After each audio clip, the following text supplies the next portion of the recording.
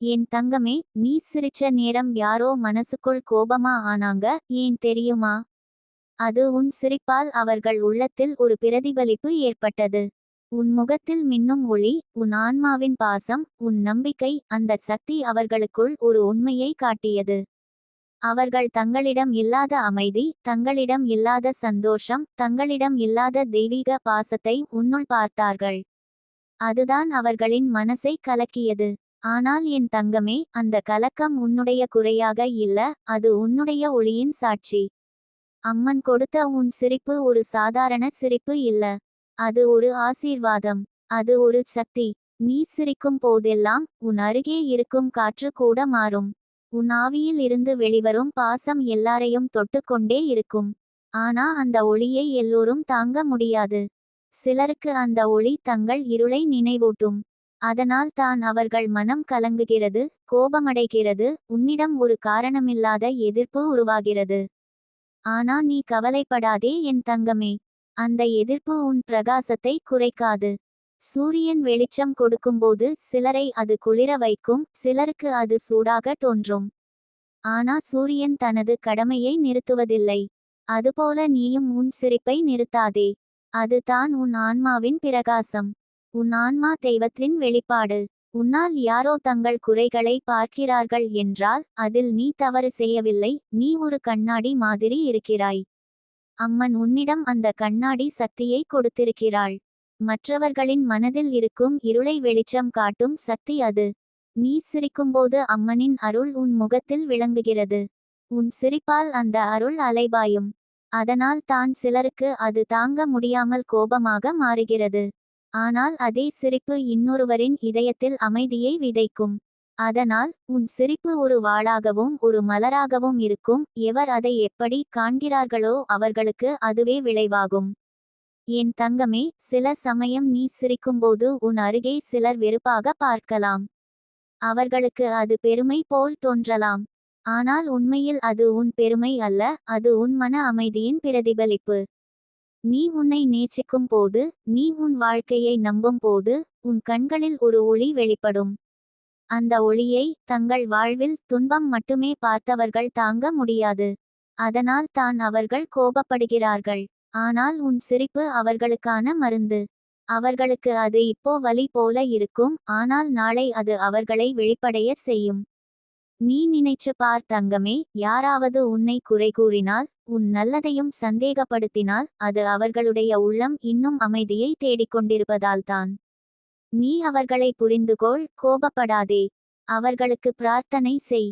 அம்மா, இவர்கள் மனசுக்கு அமைதி கிடைக்கட்டும் என்று சொல்லு. அது உன் உள்ளத்தின் மகத்துவம்.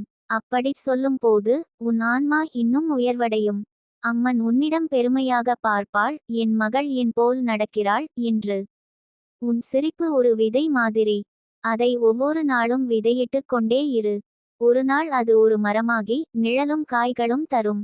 சிலர் அந்த விதையை மிதிக்கலாம், சிலர் அதை எரிக்கலாம், ஆனாலும் மண் உன்னை காப்பாற்றும். அந்த மண் யார் தெரியுமா?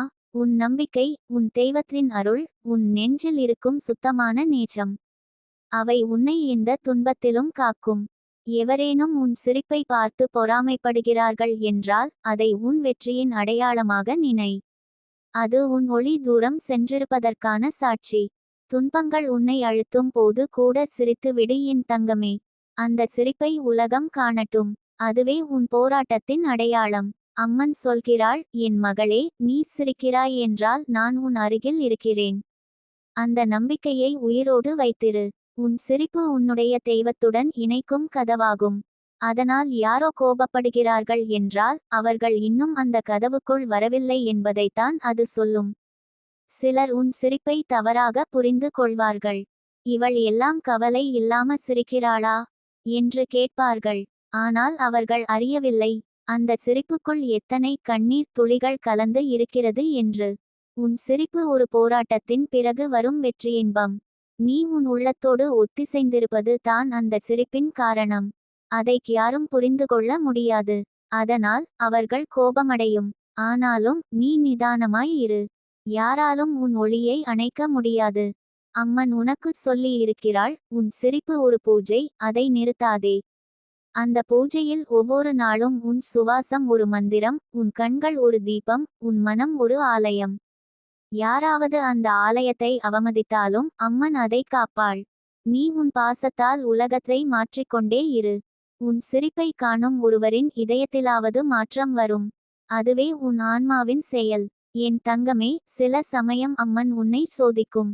நீ சிரிக்கிறாயா, நான் அமைதியாக இருக்கும்போது கூட என்று கேட்பாள். நீயோ புன்னகையோடு பதில் சொல்லு, அம்மா, நீயே எனக்குள் இருக்கிறாய், நான் எப்படிச் சிரிக்காமல் இருக்க முடியும் என்று. அந்த நிமிஷத்தில் அம்மனின் ஆசீர்வாதம் உன்னுள் பெருகும். அதுதான் உண்மையான ஆன்ம சக்தி. அந்த சக்தியை யாரும் தடுக்க முடியாது.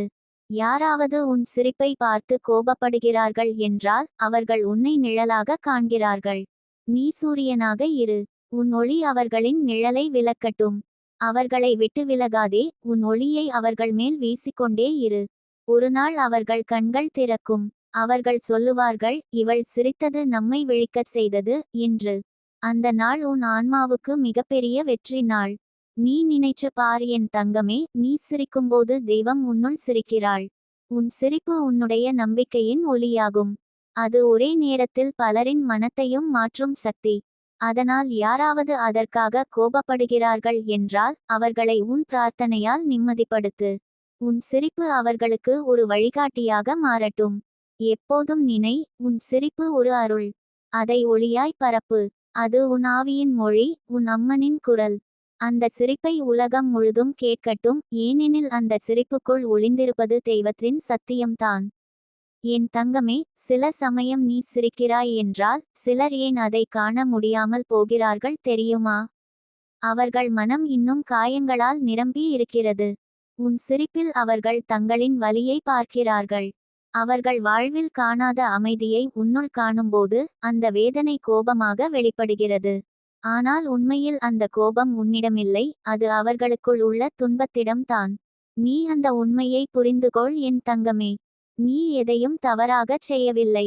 நீ சிரித்ததால்தான் யாராவது கலங்குகிறார்கள் என்றால் அது உன் ஒளியின் வலிமையை பறைசாற்றுகிறது. நீ ஒரு தீபம் மாதிரி. நீ எரியும்போது சில பூச்சிகள் அதில் சிக்கிக்கொள்ளலாம், சிலருக்கு அது வழிகாட்டும் ஒளியாக இருக்கும். ஆனால் நீ எரியாமல் இருந்தால் அந்த இருள் நீங்காது. அதனால் தான் அம்மன் உன்னை ஒரு ஒளியாக உருவாக்கினாள். உன் புன்னகை அந்த ஒளியின் வடிவம். நீ சிரிக்கும்போது உன்னுள் இருக்கும் நம்பிக்கை, பாசம், தெய்வத்துடன் உள்ள இணைப்பு அனைத்தும் வெளிப்படும். அது ஒரு அருளின் அலையாய் பரவும். அதை சிலர் உணர்ந்தால் நிம்மதி அடைவார்கள், சிலர் உணர முடியாமல் வேதனைப்படுவார்கள். ஆனா என் தங்கமே, நீ தடுக்கப்படாதே. ஒரு முறை சூரியன் தன் ஒளியை நிறுத்தி விட்டால் உலகமே இருளில் விழும். அதுபோல நீயும் உன் புன்னகையை நிறுத்தினால் உன்னை நேசிக்கும் பலர் உற்சாகம் இழந்து விடுவார்கள். உன் சிரிப்பு பலருக்கு ஒரு மருந்து, ஒரு உயிர் நாடி. நீ உன் சிரிப்பால் யாரோ ஒருவரின் மன வலியை குறைக்கிறாய். அதை நீயே கூட உணர மாட்டாய், ஆனாலும் அம்மன் அதை கணக்கில் எடுத்து வைத்திருக்கிறாள். சில நேரங்களில் உன் வாழ்க்கையில் சிரிக்க முடியாத சூழ்நிலை வரும். கண்ணீரை தாங்கிக் கொண்டு புன்னகை செய்ய வேண்டிய நேரமும் வரும். அந்த நேரம் தான் உன் ஆன்மாவின் தேர்வு நேரம். அம்மன் உன்னை கேட்கிறாள், நீ இப்போ சிரிக்கிறாயா என்று. நீ சிரித்தால் அது உன் தெய்வீக ஆற்றலின் சான்று. உன் புன்னகை உன் பிரார்த்தனை, உன் அமைதியின் ஒளி. யாராவது அந்த ஒளியை தாங்க முடியாமல் கோபப்படுகிறார்கள் என்றால் அவர்கள் இன்னும் உன் நிலைக்கு வரவில்லை என்பதைத்தான் அது சொல்கிறது. என் தங்கமே, உன் சிரிப்பு ஒரு ஆற்றல். அந்த ஆற்றலை உணர்ந்து நீ உன்னையே நேசிக்க கற்றுக்கொள். உன் சிரிப்பை யாரும் திருட முடியாது. யாராவது அதை நிறுத்த முயன்றால் கூட அது ஒரு சில நிமிடங்கள் மட்டும். நீ ஒரு முறை உன் நம்பிக்கையை மீட்டு கொண்டால் உன் சிரிப்பு மீண்டும் மலரும். அது உன் ஆன்மாவுக்கு இயல்பு. நீ பிறந்த நாளிலிருந்து அந்த ஒளி உன்னுள் இருக்கிறது. உலகம் எவ்வளவு இருளாக இருந்தாலும் உன்னுள் இருக்கும் அந்த சிறிய ஒளி ஒரு தீப்பொறியாக வெளிப்படும். அம்மன் சொல்கிறாள், என் மகளே, உன் சிரிப்பு ஒரு பூஜை. நீ அதை ஒவ்வொரு நாளும் செய்யும் போது தெய்வம் உன்னிடம் நெருக்கமாக வருகிறாள். உன் புன்னகை ஒரு மந்திரம். நீ சிரிக்கும் அந்த நொடியே உன் சுற்றுப்புறம் அதிர்ச்சியடையும். நிதானம், அமைதி, ஆசீர்வாதம் எல்லாம் உன்னிடம் வந்து சேரும். நீ சிரிக்கும்போது உன்னுடைய உயிர் சக்தி மாறுகிறது. உன் முகம் ஒரு பூவாக மலரும். அந்த பூவை பார்த்து சிலர் மகிழ்வார்கள், சிலர் அதை கிழிக்க முயல்வார்கள். ஆனாலும் அந்த மலரின் வாசனை காற்றில் நிற்கும். அதை யாராலும் தடுக்க முடியாது.